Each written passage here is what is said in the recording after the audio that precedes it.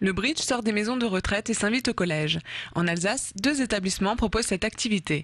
On pratique ce jeu de cartes à Notre-Dame-de-Sion et à Truchtersheim. Ici, au collège Korersberg, en plus du foot, du handball ou des cours de soutien, les collégiens peuvent jouer au bridge. Tous les vendredis, entre midi et 2, une quinzaine d'élèves se réunit pour 1 heure intensive. On leur présente comme un jeu, c'est-à-dire qu'avant de leur parler de points, d'enchères et tout, on les fait jouer, on leur met tout de suite des cartes en main et on les fait jouer tout de suite, en leur disant là c'est plus fort que le roi, qui est plus fort que la dame, etc., etc. Et c'est-à-dire que d'emblée ils commencent à jouer. Et ensuite, peu à peu, on amène les notions de points, puis les notions de contrat. 3 bénévoles viennent partager leur passion. Pour les élèves, les débuts sont difficiles. L'apprentissage se fait en douceur. Il faut une bonne dose de persévérance aux collégiens qui finissent toujours par s'amuser. C'est quand même le jeu où il faut le plus réfléchir que je connaisse.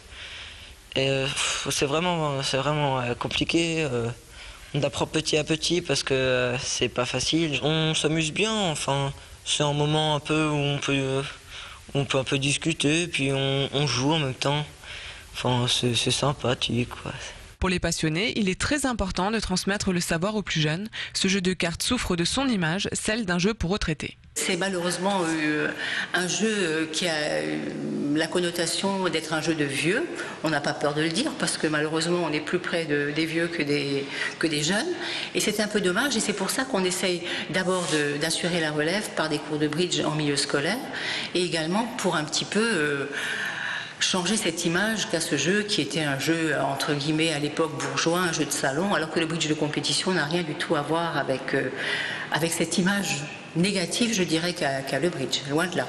Le bridge, c'est aussi un moyen de faire progresser les élèves dans leur raisonnement et leur logique. Les élèves ont besoin de s'épanouir et parmi les diverses activités d'épanouissement, il peut en avoir qui permettent tout simplement aux élèves de s'épanouir par la réflexion, par l'esprit d'équipe.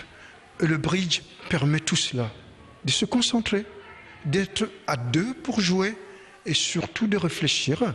On a des retours de professeurs. La plupart des gamins sont des gamins qui maintenant, en classe, arrivent à mieux se concentrer, à mieux prendre des cours, mais c'est aussi des gamins tout simplement qui s'expriment autrement. Les 5 et 6 juin prochains, Joanne Saume et Mathieu Bourdin iront défendre les couleurs de leur établissement en finale nationale à Paris. Mais pour devenir un bon bridgeur, il faut tout de même compter 20 ans de pratique.